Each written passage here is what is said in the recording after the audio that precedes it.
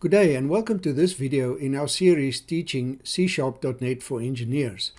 In this video we are going to continue looking at how to optimally use ChatGPT when coding in Visual Studio. This is part 2 of a two-part video series dealing with this topic. In the previous video, I'll put a link in the description below. In the previous video, we handled the basic concepts, the best practices, in my opinion, for using ChatGPT optimally to code in C# in Visual Studio. In this part, we're going to extend those principles and do a hands-on demonstration, and I hope that you will be following along. So in the previous video, we gave an example where we said you need an application to batch process a set of Excel files. For each file, read the road condition data from all sheets that have a sheet names prefixed with the word log and combine the data into a single table with file and sheet name added as columns. Calculate visual condition index from condition data and export the statistics for the VCI for each file to a CSV file. And in the previous video, we said that it is important that you don't give ChatGPT your problem statement like this, but that you first think about your problem, modularize it, and break up your problem into different parts, and then handle each of those parts in a separate chat. So that problem, we said you will first structure your problem, think about where the files are going to be placed on the disk and so forth. And then we said you will have to create a class to read data from an Excel file and sheet into a data set. And then you have the other tasks as well. Now, what we are going to focus on in this video is to actually show how we are going to write this class using ChatGPT as a helper.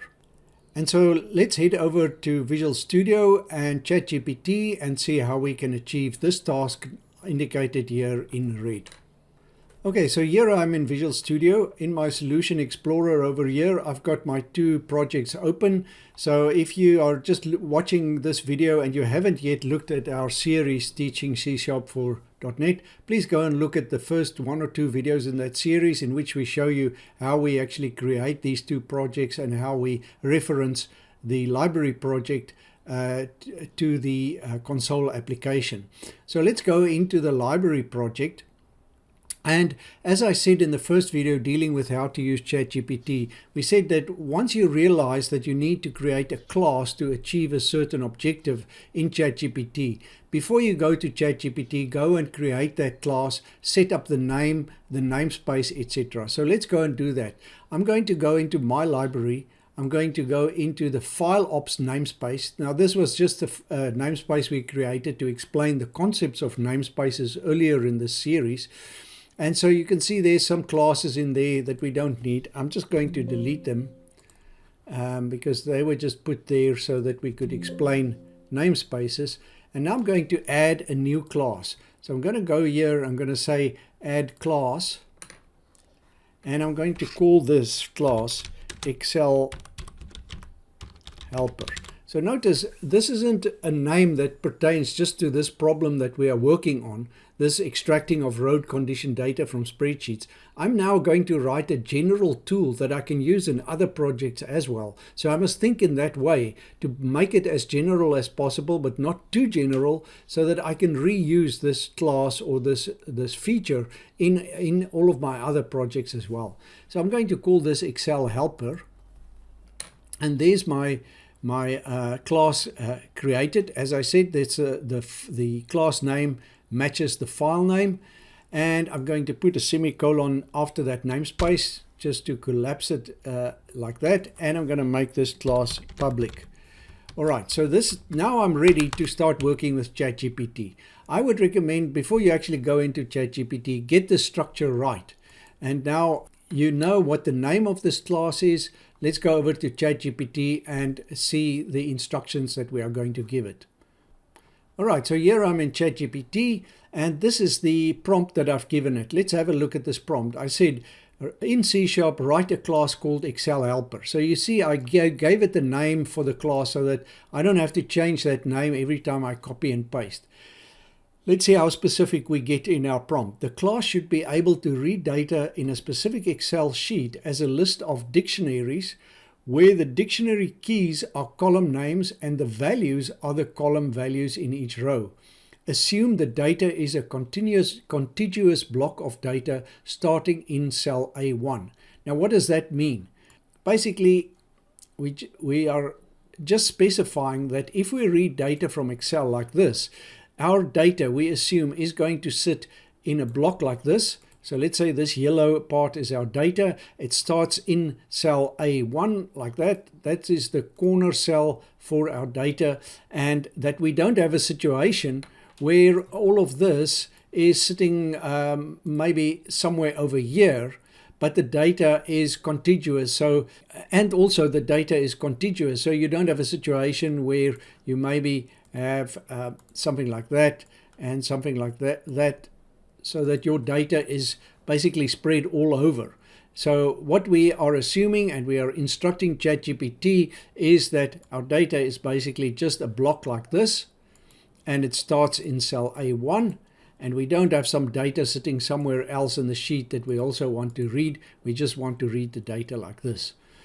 Okay, so that's the basic instruction. Now, if you don't understand what this means, what is a list of dictionaries, where the dictionary keys are column names, etc., please go back and review the episodes in our series where we specifically explain dictionaries and also a list of dictionaries and dictionaries of dictionaries. Let's see what ChatGPT gives us as an answer.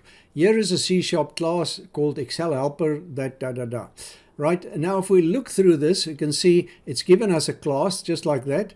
It's in principle, I will just now copy this and put it into my class, or I can copy everything here, but then I have to be careful with my namespace. But first, the first thing I did is I was curious about which NuGet package that ChatGPT was using to get this, to read the data from Excel. And I could see here it was using Office Open XML. Right, and so in the previous video, as homework, I asked you to again go and clarify for yourself what a NuGet package is. And you can see it says that this requires the ERP Plus NuGet package. So when I went into this and I went and looked at the EP Plus package, I saw that it's got a non-commercial license, but only for personal and non-commercial use. So I thought, well, maybe you're an engineer and you actually want to use this package that you are writing for commercial use. And so the first thing I did, I didn't even use this solution. I went to ChatGPT and said, I want to use a package with a free MIT license. That means I'm free to distribute that as I want, etc. So ChatGPT then gave me a different solution, and it said this one is closed XML, which is built on top of this technology and is more developer friendly, etc. So it said the first step is install via NuGet closed XML. And that's the homework I gave you in the previous episode. I said, go and install closed XML. And I'm assuming that you have done that already in your project. So now we're ready to actually take this code. So let's copy this and we go back to Visual Studio and paste this in there. So I'm going to paste this over my class here. I'm Control V, right? And then I'm going to take these using statements, and I'm going to just move them above my namespace, right? That's quite important because this, you're going to do this over and over and over, right? So there's your class, and we can now basically go and use that class in our program, right? And so this is my program file. So here in my application, the console application, if I go to program, I've just deleted everything from the previous lesson in there. And now I can make use of this Excel helper class in there. But the first thing I've noticed here is that ChatGPT made this a static method. Now, I also asked you to do homework to ask ChatGPT to tell you what is the difference between a static and an instance class, and a static and an instance method, and I presume you are at least a little bit familiar with what that means. I'm going to just remove static here, and we'll return to this topic later, but for now we're just going to do it like this.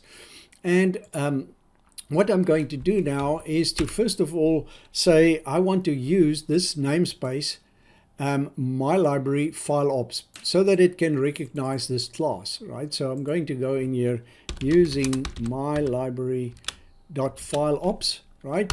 And now I'm going to create an instance of my Excel helper. So I'm going to say Excel helper, and I'm going to call it my helper, new Excel helper, and then I'm going to call get that to read the data. So I'm going to say list of dictionary, and it's string object, and I'm going to call this data, and that's going to be my helper dot read sheet as dictionary list, right? So there it says that I have to pass into this method. Let's go and have a look at this method.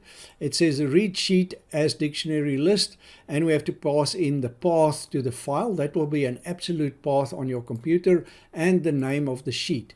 So I'm just going to put the name of a file, that an Excel file and sheet. I'll just briefly show you that file. So in this Excel file, you can see this is actually a Juno Cassandra input file. There's quite a lot of columns in it, and there's 500 rows. And this sheet has got the name data, and this file is called demo input set.xlsx. So that's the file that I want to read, and I'm going to close this file, because I think that if I leave it open, I'm going to have a problem with that package having access to this file. So I'm going to close this file.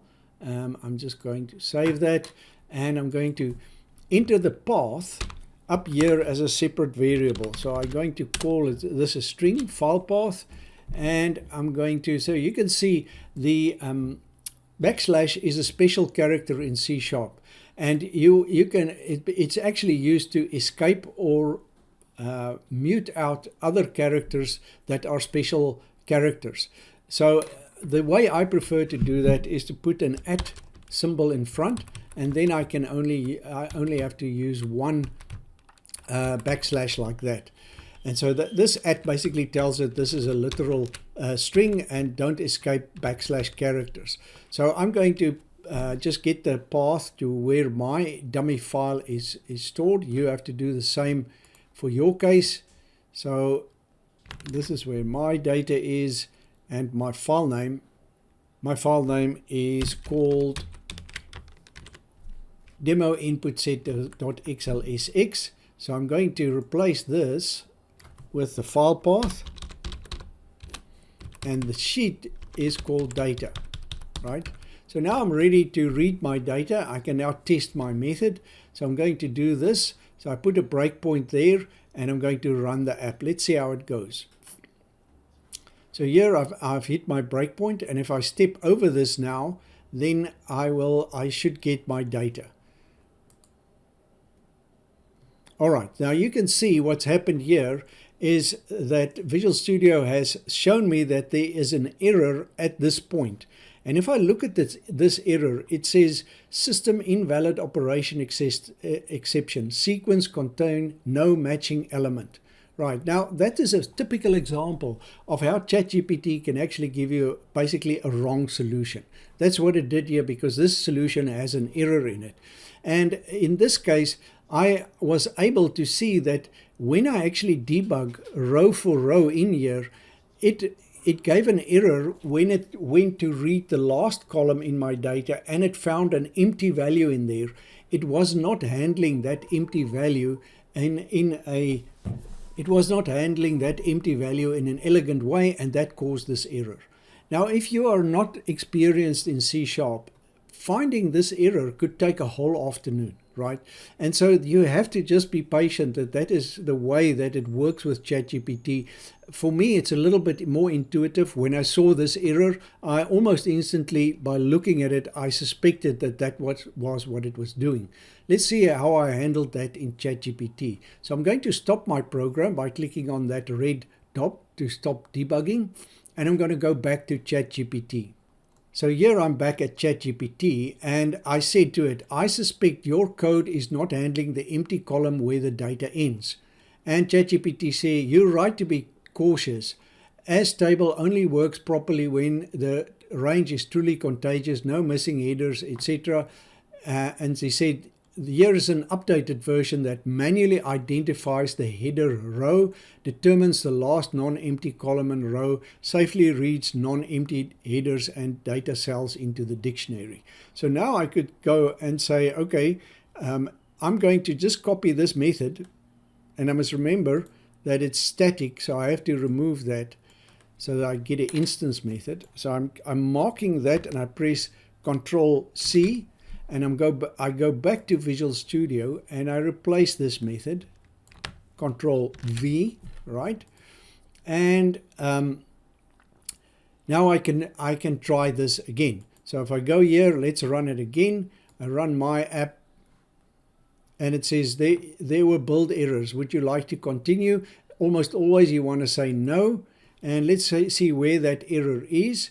It says here, Excel helper read data sheet dictionary cannot be accessed with an instance reference. All right, so that is, as I said, we must remember to remove the static because I've got an instance reference, so I'm going to delete that. Let's try again.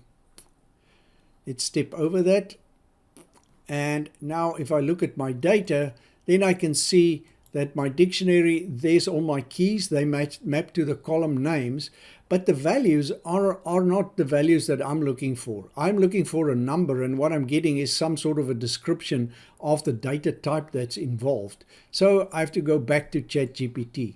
So I go back to ChatGPT, and I say the values read from the spreadsheet contain values such as number 0 and datetime 4436. And ChatGPT explains it. It said, yes, that's a classic closed XML behavior, etc. And now it gives me an updated method to handle that. So now I'm going to take this method here, and again, Control C. I go back to Visual Studio, and I'm going to stop my debugging, and I go to Excel helper, and I replace this class, Control V, and I remove static, right? And now I'm going to run it again. And as I run it again I see there were build errors. Would you like to continue and run the last successful build? No, I don't. And let's see the error. If I double click on this error, it takes me to this, and it says you cannot implicitly convert a type dictionary of string to dictionary of string object. So here I've got a dictionary of string object, that's data, but if I go back to this method, you can see it's returning a string dictionary, and I want a string object, right? So I'm going to modify this object, and you can see ChatGPT has basically just made a mistake there. I'm going to put a string object in there. This is my result, and you can see here somewhere it's again creating a dictionary of string. That should be string object, right? And now let's try again. So I'm going to step over, and let's go and look at the data now. If I look at each of these represent one row in the data, I can see all my columns there. And here I can see the values. Now you can see these quotation marks indicate that these are all interpreted as strings, right? And so this is not as sophisticated as you would want it. You would want it to automatically determine when it is a number or a date or text value. But for now, that is what I am, at least that is some improvement. The data is being read now correctly, although the data type is not correct yet. So I'm going to stop this. Actually got a class here that can read my data the way I want. Now, obviously, the way to improve this class would be to go and say to ChatGPT, convert the data types to the right type. And if I ask it to do that, if I go here into Excel helper, it would be able to actually get the right values for me of the right type. But that is something that I think you can do as an add-on to this project, to tell ChatGPT parse the values based on the format of the data into a correct value such as date, double, single, integer or string. I think what I think you can see from this video is the pattern of how you actually use ChatGPT to get things done that you want to get done. Basically, in the few elements that we discussed, breaking your problem into separate compartments, being very specific in your prompt to ChatGPT, and then the process of copying and pasting, finding small little errors as you go along, and keeping your tasks fairly modularized and small. So that's it for this video. Thanks for watching.